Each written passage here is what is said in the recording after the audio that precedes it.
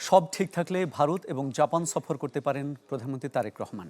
একথা জানিয়েছেন পররাষ্ট্র প্রতিমন্ত্রী শামা ওবায়েদ। বলেন, বাংলাদেশের সঙ্গে সম্পর্ক ঠিক করার সুযোগ কাজে লাগানো উচিত ভারতের।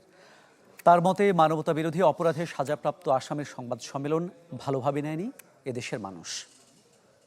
বাংলা কিউআর যেখানে নগদ পেমেন্ট সেখানে সারা দেশে 10 লাখেরও বেশি মার্চেন্টে নগদে পেমেন্ট করুন খুব সহজে।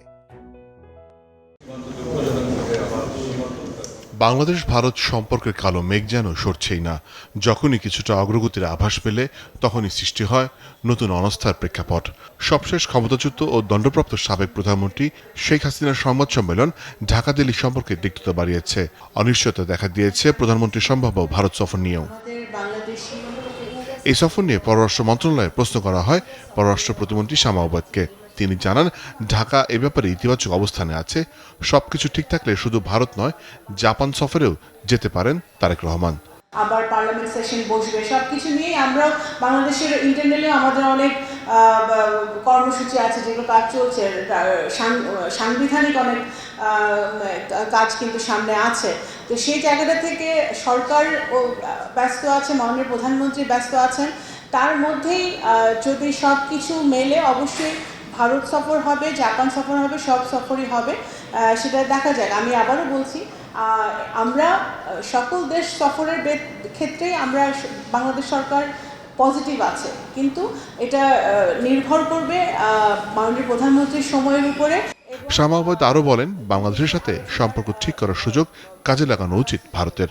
মুখ্য সফরে যাবেন নাকি ব্রিক্সে যাবেন, কোনটা আসলে? ব্রিক্স তো অনেক দেরি, 1 মাসে বহুত কিছু হয়ে যেতে পারে। যখন দুই দেশের প্রধান কথা বলেন, দ্বিপাক্ষিক আলোচনা হয়, তখন অনেক সমস্যা সমাধানেরই সুযোগ থাকে। সেই সুযোগটা তো আছেই, রয়ে গেছে, এবং ভারতের দিক থেকেও উচিত হবে সেই সুযোগের সদ্ব্যবহার করা। ঠিক আছে? এবং আমরা তো আগেই বলেছি যে একজন সাজাপ্রাপ্ত আসামি যখন ভারতের মাটিতে বসে কথা বলে, সেটা বাংলাদেশের জনগণ সেটা ভালোভাবে নেয় না। জুলাই এখনও মানুষের মনে জাগ্রত আছে, রক্তর দাগ এখনো শুকায়নি। সুতরাং সেই জায়গাটা থেকে অবশ্যই আমাদের সেন্সিটিভ হতে হবে। কিন্তু যে কোনো সময় যখন দুই দেশের প্রধান বসবে, দুই দেশের প্রধানমন্ত্রী যখন বসেন, তখন অবশ্যই অনেক সমস্যার সমাধান হতে পারে, অনেক সমস্যার সমাধান হওয়া সম্ভব, এবং সেটাই আমরা আশা করি, এবং সেটাও ভারত যেন এটা মনে রাখে। এদিকে রাজ্যসভায় ভারতের পররাষ্ট্রমন্ত্রী সুব্রামেনিয়াম জয়শঙ্করের কাছে বাংলাদেশ ভারত সম্পর্ক নিয়ে লিখিত প্রশ্ন করেন সংসদ সদস্য রাজীব কুমার।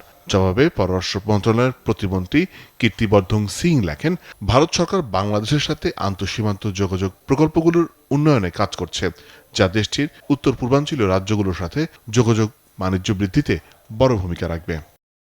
মোর্শেদ হাসিব, চ্যানেল 24, ঢাকা।